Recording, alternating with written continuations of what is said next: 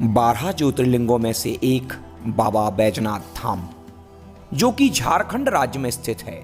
झारखंड राज्य के देवघर में स्थित इस धाम के हम आपको दर्शन कराने वाले हैं। यही वह तालाब है जहां पर आप स्नान करने के बाद बाबा बैजनाथ धाम में जाते हैं। बैजनाथ धाम कैसे पहुंचे? सबसे पहले आपको पहुंचना होगा जसडीह रेलवे स्टेशन, क्योंकि बाबा बैजनाथ धाम जो है वह है देवघर में, और देवघर का सबसे नजदीकी रेलवे स्टेशन है जसडीह। जसडीह रेलवे स्टेशन से देवघर है मात्र 8 किलोमीटर। जसडीह रेलवे स्टेशन से देवघर का 15 रुपये ऑटो में किराया लगता है। आप ऑटो के द्वारा देवघर पहुंच सकते हैं। सुल्तानगंज से लोग जल लेकर आते हैं और बाबा पर चढ़ाते हैं। सुल्तानगंज देवघर से 100 किलोमीटर दूर है, लेकिन सुल्तानगंज सड़क मार्ग द्वारा देवघर से जुड़ा हुआ है। अगर आप रेल लाइन से आना चाहते हैं तो सबसे पहले आपको जसडीह आना होगा, और जसडीह से आप 8 किलोमीटर दूर देवघर ऑटो द्वारा पहुंच जाते हैं।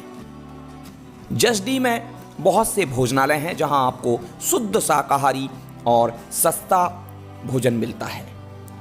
यहाँ पर रुकने के लिए भी बहुत सारी धर्मशालाएं हैं, बहुत सारे होटल हैं जो बहुत ही सस्ते रेट पर उपलब्ध हैं। इस समय आप हैं बाबा बैजनाथ धाम में। अंदर के दृश्य में आपको दिखा रहा हूं। बाबा बैजनाथ धाम को रावणेश्वर धाम भी कहते हैं। भगवान शंकर के मंदिर के सामने ही, इस ज्योतिर्लिंग के सामने ही है माता पार्वती का मंदिर, और ये दोनों ही मंदिर एक लाल धागे के द्वारा गठबंधन किए होते हैं, और लोग इन दोनों मंदिरों का गठबंधन भी कराते हैं। तो साथियों, चूंकि ये मनोकामना ज्योतिर्लिंग कहलाता है, क्योंकि यहाँ पर सभी मनोकामना पूरी होती हैं। सावन के महीने में दूर दूर से लोग कावड़ लेकर बाबा के धाम पहुंचते हैं और गंगा जल चढ़ाकर उनका आशीर्वाद प्राप्त करते हैं। सावन में इस जगह का खास महत्व होता है।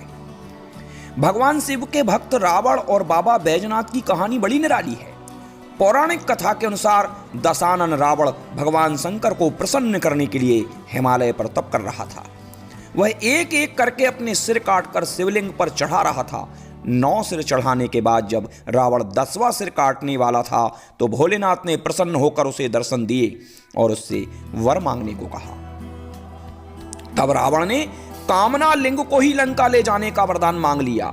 रावण के पास सोने की लंका के अलावा तीनों लोकों में शासन करने की शक्ति तो थी ही, साथ ही उसने कई देवताओं, यक्ष और गंधर्वों को कैद करके भी लंका में रखा हुआ था। इस वजह से रावण ने ये इच्छा जताई कि भगवान शिव कैलाश को छोड़ लंका में रहें।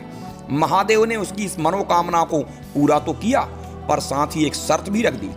उन्होंने कहा कि अगर तुमने शिवलिंग को रास्ते में कहीं भी रखा तो फिर मैं वहीं रह जाऊंगा और नहीं उठूंगा। रावण ने शर्त मान ली। आपको बैजनाथ धाम में बहुत से मंदिर दिखाई देते हैं, लेकिन आप जब सामने इसमें एक बोर्ड लगा देखेंगे जिस पे लिखा है रावणेश्वर धाम, और सामने आप देख पा रहे हैं किस तरीके से ये व्यक्ति ऊपर मंदिर के शिखर पर चढ़ रहे हैं, और दोनों मंदिरों का गठबंधन कराया जाता है। एक लाल धागे के द्वारा माता पार्वती और भगवान शंकर दोनों के मंदिरों का गठबंधन होता है। साथियों, आप अभी देख पा रहे हैं बाबा बैजनाथ धाम के अंदर के प्रांगण का दृश्य। अपार भक्तों की भीड़।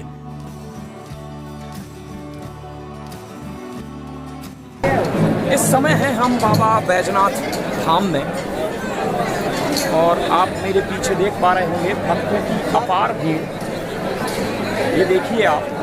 और जब भगवान शिव की कैलाश छोड़ने की बात देवताओं ने सुनी तो वो चिंतित हो गए। इस समस्या के समाधान के लिए सभी भगवान विष्णु के पास आए। तब श्री हरि ने लीला रची। भगवान विष्णु ने वरुण देव को आचमन के जरिए रावण के पेट में घुसने को कहा। इसलिए जब रावण आचमन करके शिवलिंग को लेकर श्रीलंका की ओर चला तो देवघर के पास उसे लघु शंका लगी। ऐसे में रावण एक ग्वाले को शिवलिंग देकर लघु शंका करने चला गया। कहते हैं उस बैजू नाम के ग्वाले के रूप में भगवान विष्णु थे। इस वजह से भी यह तीर्थ स्थान बैजनाथ धाम और रावणेश्वर धाम दोनों नामों से विख्यात है। पौराणिक ग्रंथों के मुताबिक रावण कई घंटों तक लघु शंका करता रहा। जो आज भी एक तालाब के रूप में देवघर में है। इधर बैजू ने शिवलिंग को धरती पर रखकर इसे स्थापित कर दिया। जब रावण लौट कर आया तो लाख कोशिश के बाद भी शिवलिंग को उठा नहीं पाया। तब उसे भगवान की यह लीला समझ में आई। उसके बाद ब्रह्मा विष्णु आदि देवताओं ने आकर उस शिवलिंग की पूजा की। शिवजी का दर्शन होते ही सभी देवी देवताओं ने शिवलिंग को उसी स्थान पर स्थापना कर दी और शिव स्तुति करके वापस स्वर्ग को चले गए। तभी से महादेव कामना लिंग के रूप में देवघर में विराजमान है। यहाँ पर सभी मनोकामनाएं पूरी होती हैं, ऐसी भक्तों की मान्यता है। बाबा बैजनाथ धाम को चिता भूमि भी कहा जाता है। कहते हैं यहाँ माता सती का हृदय गिरा था। पुराण के अनुसार यहीं पर माता के हृदय का दाह संस्कार किया गया था और तब बाबा बैद्यनाथ माता सती के वियोग में उसी राख में लोट लोट कर पूरे अंग को भस्म विभूषित कर लिए थे। इसलिए भस्म का यहाँ विशेष महत्व है। अब हम आ पहुंचे हैं बाबा वासुकीनाथ मंदिर यानी वासुकीनाथ ज्योतिर्लिंग। इस धाम में भी बाबा धाम मंदिर की तरह शिव और पार्वती मंदिर एक दूसरे के ठीक सामने हैं। दोनों मंदिरों का गठबंधन आपको दिखाई दे रहा होगा। इस तरह का गठबंधन आपको बाबा बैजनाथ धाम में भी दिखाई दिया था। वासुकीनाथ मंदिर बाबा धाम बैजनाथ का एक छोटा रूप है। देवघर से बाबा वासुकीनाथ मंदिर की दूरी लगभग 40 से 45 किलोमीटर दूर है। हम ऑटो के द्वारा यहाँ पहुँचे हैं। हमने 1000 रुपये में एक ऑटो किया जिसने हमें सबसे पहले वासुकीनाथ मंदिर लेकर आया। चूंकि हमने रास्ते में त्रिकूट पर्वत भी देखा, 3 पहाड़ियों का पर्वत त्रिकूट पर्वत, हम यहाँ से वापस वहीं पर पहुँचेंगे। और अब हम आ पहुँचे हैं त्रिकूट पर्वतमाला में। देवघर से 20 किलोमीटर की दूरी पर है त्रिकूट पर्वत। त्रिकूट पर्वत बहुत ही सुंदर पर्यटन स्थलों में से एक है। त्रिकूट यानी 3 पहाड़ियां, ब्रह्मा विष्णु और महेश, 3 में से 2 चोटियां दिखने के लिए खुली हैं। सबसे ऊपरी चोटी जो है वो 2470 फीट है। 3 चोटियों में से केवल 2 को ही ट्रैकिंग के लिए सुरक्षित माना जाता है, जबकि तीसरी बहुत ही दुर्गम है। त्रिकूट पर्वत अपनी प्राकृतिक सुंदरता के लिए एक महत्वपूर्ण स्थान रखता है। पहाड़ों के ऊपर बहुत सारे स्थान हैं। आपको पहाड़ी के ऊपर रावण के पुष्पक विमान का हेलीपैड भी दिखेगा। नारायण शिला है, यहाँ पर सुसाइड पॉइंट है, रावण बाली यानी अंधेरी छुट्टी है, गणेश पर्वत आपको मिलेगा। बेलपत्र, त्रिकूट पहाड़ के बेलपत्र का बहुत महत्व है। शिव भक्त यहाँ से बेलपत्र तोड़कर बाबा मंदिर में चढ़ाते हैं। सितार दीप है, हनुमान उक्ति है।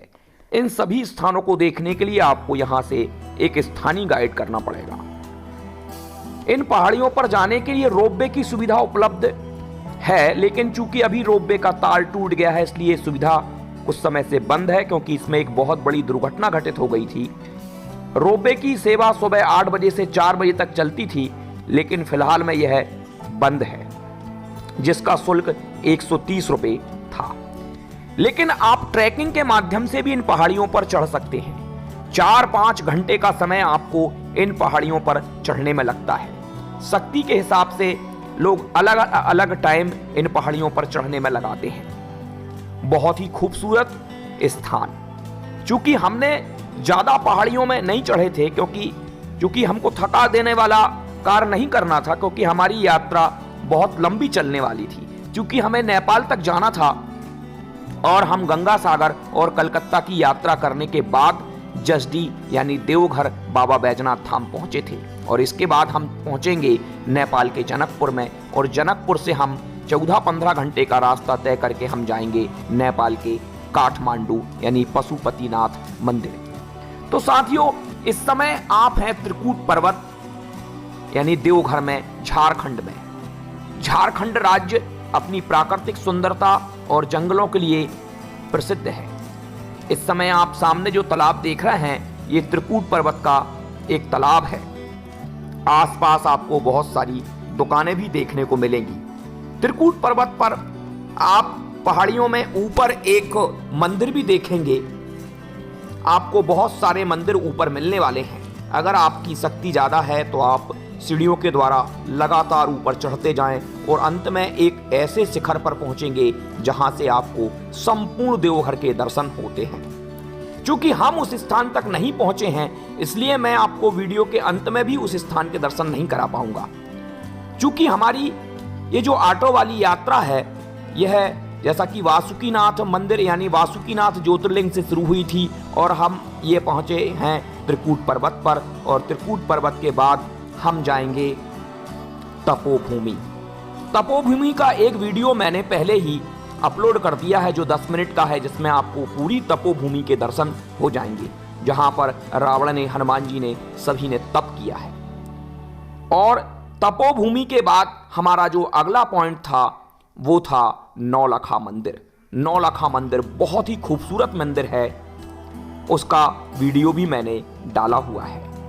तो साथियों, अभी हम हैं त्रिकूट पर्वत पर, और त्रिकूट पर्वत पर आपको यहाँ पर जो रुद्राक्ष हैं वो भी बिकते हुए मिलेंगे।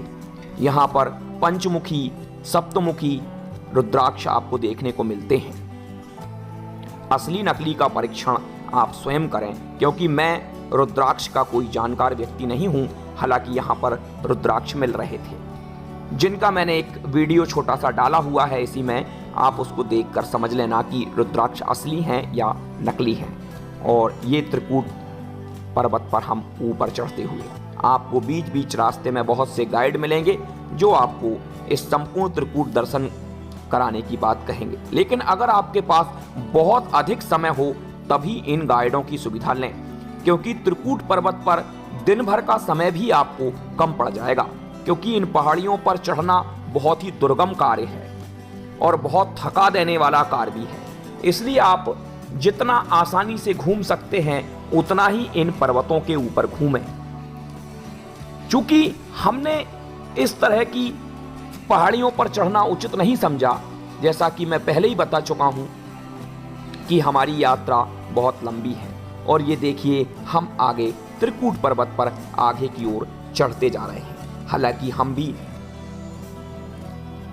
थोड़ी दूर तक तो यहां पर गए ही हैं, जहां से हमको नीचे का विहंगम दृश्य दिखाई देता है।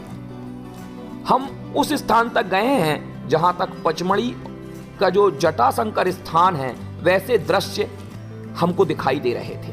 हालांकि ये पचमढ़ी के जटाशंकर से भी बहुत दुर्गम और हमारे बड़े महादेव पचमढ़ी से भी बहुत दुर्गम स्थान है और बहुत ही ऊंची चढ़ाइयां इसमें चढ़ना पड़ती हैं। तो साथियों, देवघर में घूमने के लिए आप एक ऑटो कर ले जो आपको 900, 1000, 1100 तक में संपूर्ण देवघर का दर्शन करा देगा। उसमें आपको वो कई आश्रमों के दर्शन कराएगा और यहाँ के लोगों का व्यवहार बहुत अच्छा होता है। और देवघर की जो सबसे प्रसिद्ध चीज है वो यहाँ के पेड़े, बहुत ही स्वादिष्ट पेड़े होते हैं। आप यहाँ का पेड़ा जरूर लेकर आएं। 300, 350 रुपए किलो में आपको शुद्ध मावे के पेड़े और इतने स्वादिष्ट वो आप जरूर लेकर आएं या उन पेड़ों का स्वाद जरूर लें। तो साथियों, बाबा बैजनाथ धाम के बारे में जैसा कि मैंने पहले भी बताया, ये मनोकामना ज्योतिर्लिंग है। यहाँ पर समस्त मनोकामनाएं पूरी होती हैं और इस ज्योतिर्लिंग को मिलाकर हमारे 13 ज्योतिर्लिंग कंप्लीट हो चुके हैं। मैं 13 ज्योतिर्लिंग इसलिए कह रहा हूं क्योंकि 12 ज्योतिर्लिंग हैं, लेकिन 2 ज्योतिर्लिंग ऐसे हैं जिनमें विवाद है। महाराष्ट्र का परली बैजनाथ का ज्योतिर्लिंग का दर्शन हम पहले ही कर चुके हैं और ये बाबा बैजनाथ धाम। तो इस प्रकार एक गिनती परली बैजनाथ की बढ़ जाती है और परली बैजनाथ से 100 किलोमीटर दूर है औड़ा नागनाथ यानी नागेश्वर ज्योतिर्लिंग, बहुत ही अद्भुत ज्योतिर्लिंग, जिसमें आपको रस्सी से नीचे उतरकर पकड़ के गर्भगृह में प्रवेश करना पड़ता है। और नागेश्वर ज्योतिर्लिंग गुजरात में भी है। इस प्रकार 2 ज्योतिर्लिंगों की संख्या बढ़ जाती है, परली बैजनाथ और औड़ा नागेश्वर, जो 2 महाराष्ट्र में हैं। इस प्रकार महाराष्ट्र में ज्योतिर्लिंगों की सबसे अधिक संख्या 5 हो जाती है। हमारा एक ज्योतिर्लिंग शेष रहा है, वो महाराष्ट्र का भीमा शंकर ज्योतिर्लिंग। इस प्रकार हमारे 13 ज्योतिर्लिंग कंप्लीट हो चुके। त्रिकूट पर्वत का प्राचीन शिव मंदिर आप सामने देख पा रहे हैं। इस शिव मंदिर के सामने ही हमने रुद्राक्ष बिकते हुए देखे थे और इन सीढ़ियों के माध्यम से भी हम थोड़ा और ऊपर तक चढ़ के गए, लेकिन और ज़्यादा ऊपर चढ़ने की हमारी हिम्मत नहीं हुई। मैं अभी आपको रुद्राक्ष दिखाने वाला हूँ, जो रुद्राक्ष 7 मुखी थे।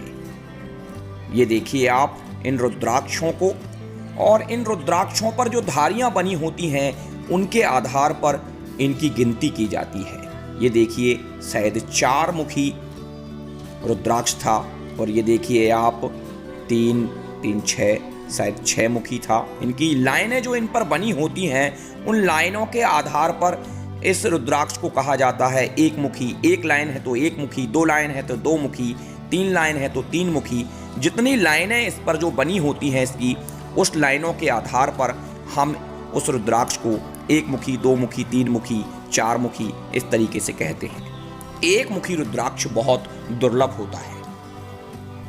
साथियों, अब हम आ पहुंचे हैं तपोभूमि पर। तपोभूमि जिसके बारे में, जैसा कि मैंने कहा कि यहां पर रावण ने ध्यान किया था, और उस रावण के ध्यान को भंग करने के लिए भगवान ने हनुमान जी को आज्ञा दी। हनुमान जी ने रावण का ध्यान भंग कर दिया था। ये तपोभूमि है। यहां पर तप के लिए कई ऋषि मुनि लोग आए थे, और इसके बाद हम नौलखा मंदिर के भी दर्शन करेंगे। तो साथियों, वीडियो पसंद आए तो लाइक जरूर।